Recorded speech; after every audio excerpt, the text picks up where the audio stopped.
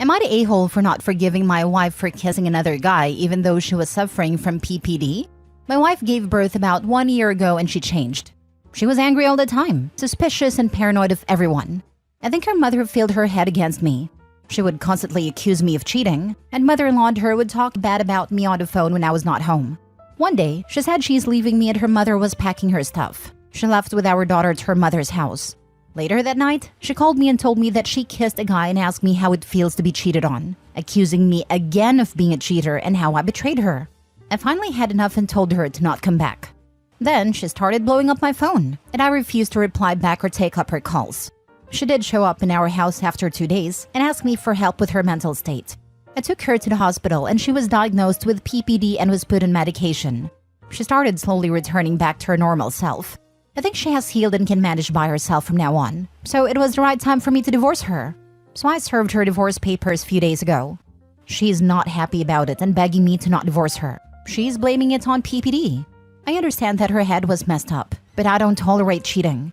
If she had stabbed me or something, I would have forgiven her, but I just don't tolerate cheating. So I am proceeding with divorce. Am I the a-hole? Now for the top comments. Her mom did not do her any favors.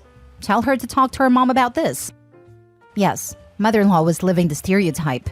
It infuriates me to think of a mother messing up a daughter's marriage and mental health like this. I've experienced this firsthand. It literally took 10 freaking years to repair all the damage. The symptoms you are describing, paranoia and delusions, do not fit with postpartum depression. They sound more like postpartum psychosis. This is very different and very serious. It can cause paranoia, delusions, and hallucinations. Are you sure your interpretation of the diagnosis is correct?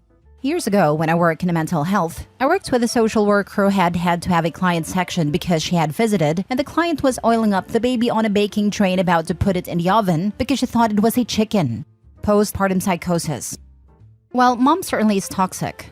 I'm reminded of the Reddit story about a guy whose PPD wife was good friends with her neighbor. Neighbor poisoned the water there as well, told the PPD wife that the husband was a cheater. Coming home late, cheater. On the phone, cheater, etc., etc.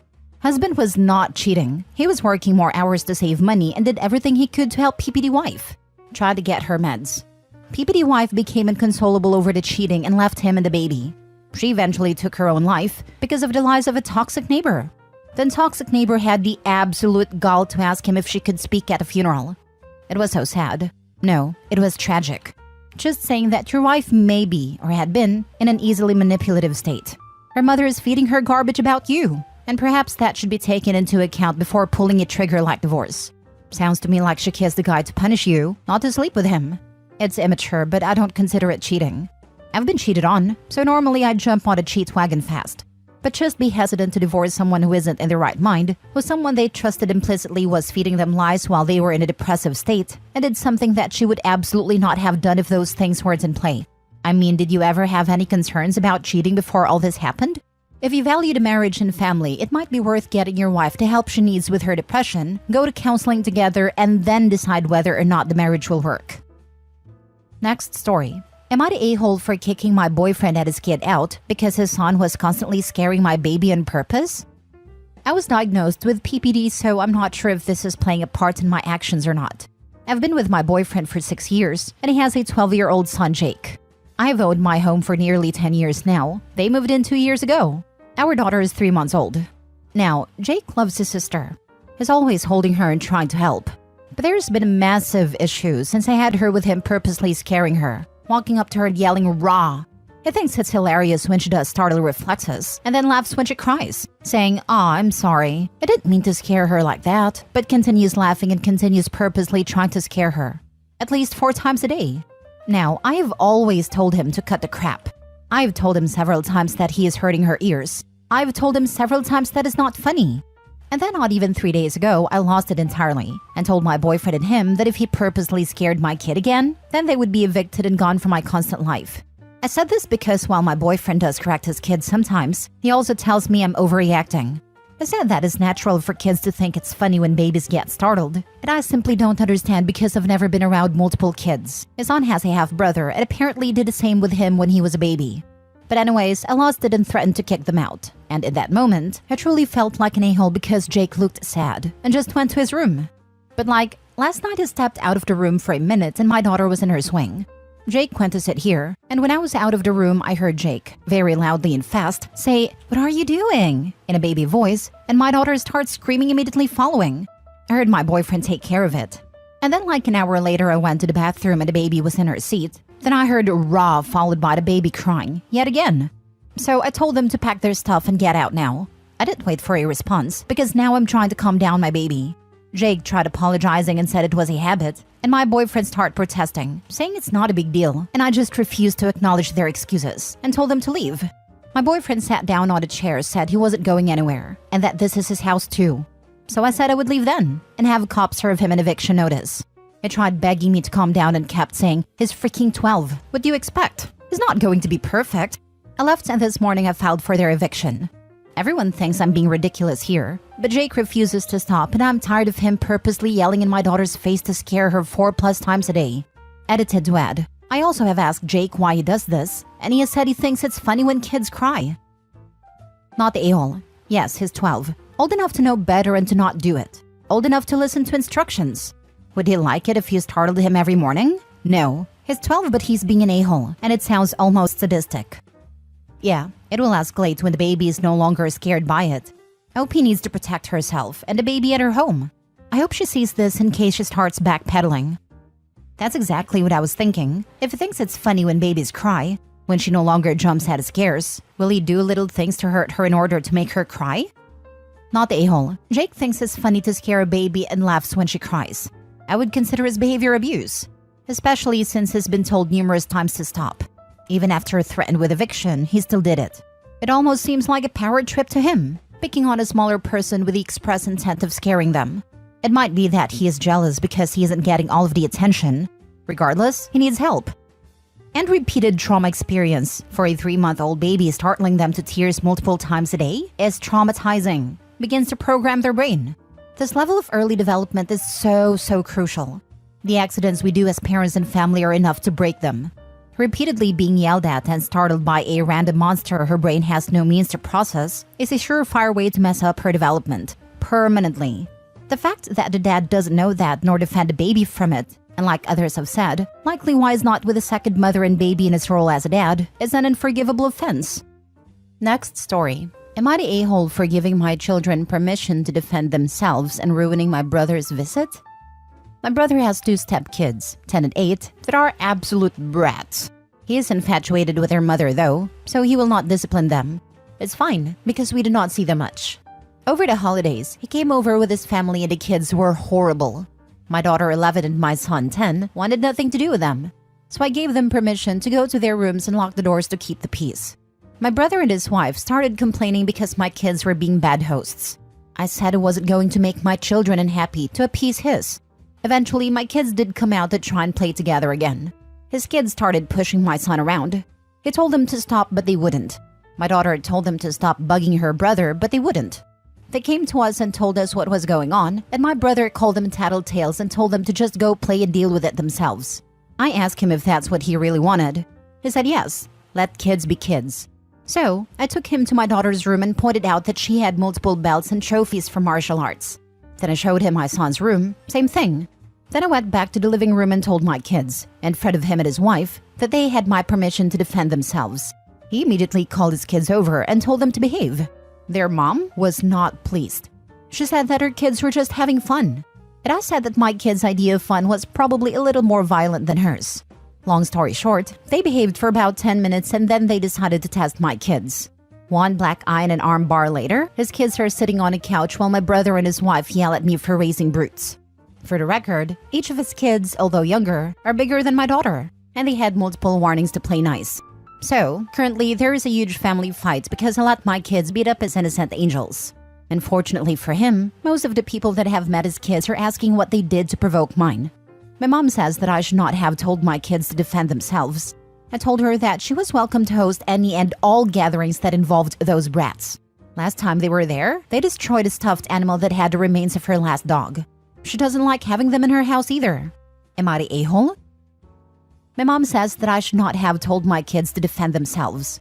What kind of stupid nonsense is this? Instead of defending the kids who are being bullied and laying into your brother, she wants to further encourage the bad behavior?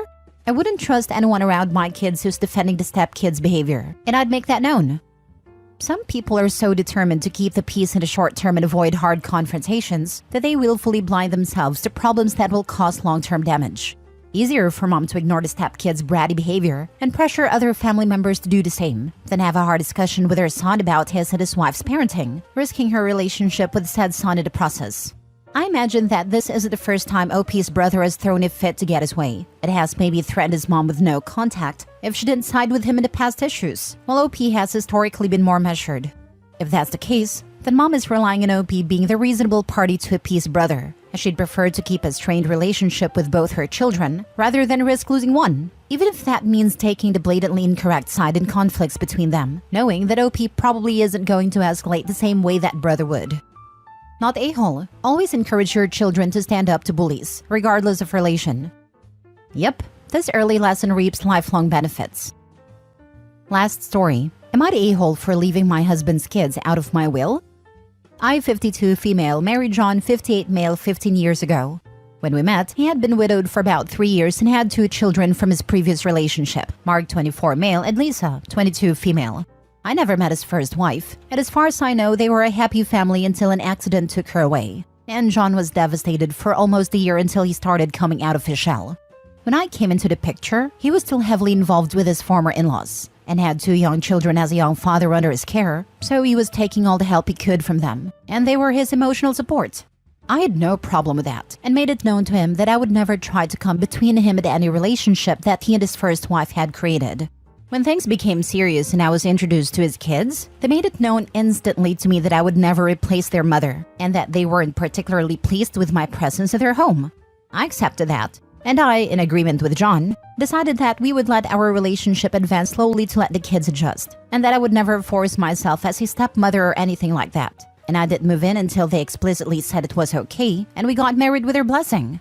This process took years, and family and individual therapy because both me and John wanted to make sure that we were respecting his kids' boundaries. The result is that we cohabitated, but I never parented them. I went to their school functions, cleaned for them, cooked, and we talked and had a cordial relationship. But I never disciplined them, never put rules on them. They never came to me to ask permission for anything or tell me their secrets or ask me advice, which was fine by me. That was what they wanted. At this time, I had 2 children myself, Kate 13 female and Laura 11 female, and the girls do have a sibling relationship with John's children. They've moved out in this time, and although I assisted some with their college expenses and such, also when they were growing up, I am no longer financially involved with them. This holiday season, John was talking about his retirement plan. He works in a high-stress industry and has been saving up for early retirement and wanted to put his affairs in order to retire the next couple of years. He still assists his children with a bit of a monthly allowance, and he told them he would be cutting that to put that money towards his own savings. And they did not take it well. They looked at me and asked if I could continue their allowance since I own my business and it's doing really well. And I said no. I do well for myself, but I'm not rich. And when John retires, I'll be the only income in the household. Plus, I'll have to save for my daughter's college fund plus my own retirement. As the conversation of my finances followed, they tried to say that it was my responsibility to take care of them. And I was just taken aback by that statement because they explicitly told me many times, including recently not just as children, mind you, that I was just their father's wife, not their mother. So, I have absolutely no responsibility towards them in that regard. When she heard that, Lisa got angry and brought up the fact that she expected to inherit my business someday because she grew up with it. I told her in no uncertain terms that she and her brother were entitled to nothing of mine, and certainly not my business which I built myself from the ground up since before I met their dad. They both got angry and left. My husband knew about all these arrangements well before all this, but is angry about how it all went down. It has been bombarded with messages about what a selfish witch I am since the argument, by his children and his former in-laws since New Year's, and even my daughters are mad at me now. So, am I the a-hole? Not the a-hole. They're not your kids, and you're not responsible for them. They themselves even made sure you knew this. They are rude and disrespectful, yet expect to be handed anything they want on a plate. You owe them nothing. If your business goes to anyone, it's your own daughters.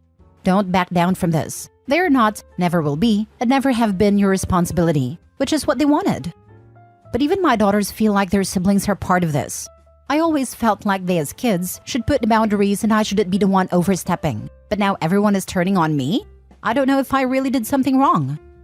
Your daughters had a different relationship with them than you, so it's understandable that they feel differently than you. They got to experience a sibling relationship with them while you were repeatedly told you're not family. You didn't do anything wrong. With how entitled these kids are acting now, I don't know if you should just give in anyways, but it's up to you and how you want to settle this argument. I just feel kinda bad, because I'm always reading in this forum about awful step-parent trying to force blended families and erase previous familial situations. And I always felt myself so superior by how I handled things and how I never let the memory of my husband's previous wife fade in my household and the relationship of my daughters and their siblings. Now I feel like it's all going to the crapper. And maybe if I had done something different and tried to be more involved with John's children, we wouldn't be on this situation or something? I don't know. I am very confused and frustrated at this moment.